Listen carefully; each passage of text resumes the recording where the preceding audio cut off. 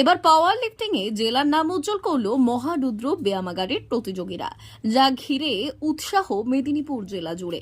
মূলত গত 23 জুলাই থেকে 7 জুলাই পর্যন্ত উজ্জয়িনীতে অনুষ্ঠিত হয় ন্যাশনাল পাওয়ার লিফটিং চ্যাম্পিয়নশিপ, যেখানে বিভিন্ন রাজ্যের প্রতিযোগীরা অংশগ্রহণ করে। এই প্রতিযোগিতায় গোটা দেশ জুড়ে প্রতিযোগীর সংখ্যা ছিল মোট 250 জন। তবে এই রাজ্য থেকে প্রায় 22 জন প্রতিযোগী এই প্রতিযোগিতায় অংশগ্রহণ করেছিল।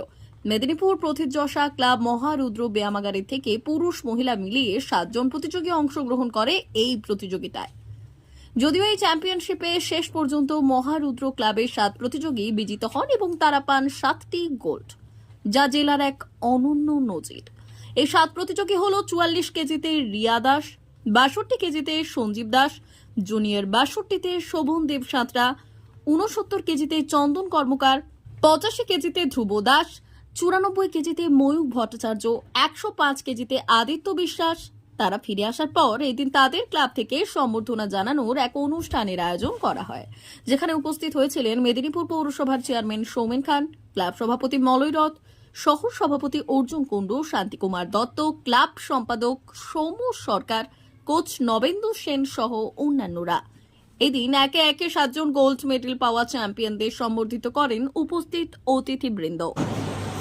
যে আমাদের মেদিনীপুর শহরকে পশ্চিম বাংলাকে যারা গৌরবান্বিত করেছে, এই আমাদের মহারুদ্র ব্যায়ামাগারের প্লেয়াররা যারা মধ্যপ্রদেশের উজ্জয়িনীতে এই পাওয়ার লিফটিং এ যে গোল্ড সহ বিভিন্ন পদাধিকারী নিয়ে এসেছেন, আমাদের শহরকে নয়, আমাদের জেলাকে নয়, আমাদের রাজ্যকে গৌরবান্বিত করেছেন।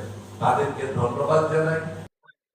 মহারুদ্র ব্যায়ামাগারের পক্ষ থেকে আমি ক্লাবের সভাপতি হিসাবে দু চার কথা বলছি। সেটা হচ্ছে মধ্যপ্রদেশের উজ্জয়িনীতে ন্যাশনাল পাওয়ার লিফটিং প্রতিযোগিতা অনুষ্ঠিত হয়েছিল 3রা জুলাই থেকে 7 জুলাই। এই প্রতিযোগিতায় আমাদের রাজ্য থেকে রাজ্যের হয়ে প্রতিনিধিত্ব করেছিল মহারুদ্র ব্যায়ামাগারের 7 জন প্রতিযোগী এবং প্রতিযোগিনী। তাদের মধ্যে 7 জনই গোল্ড পেয়েছে। এটা মেদিনীপুরের নয়, জেলার নয়, রাজ্যের গর্ব বলে আমি মনে করি।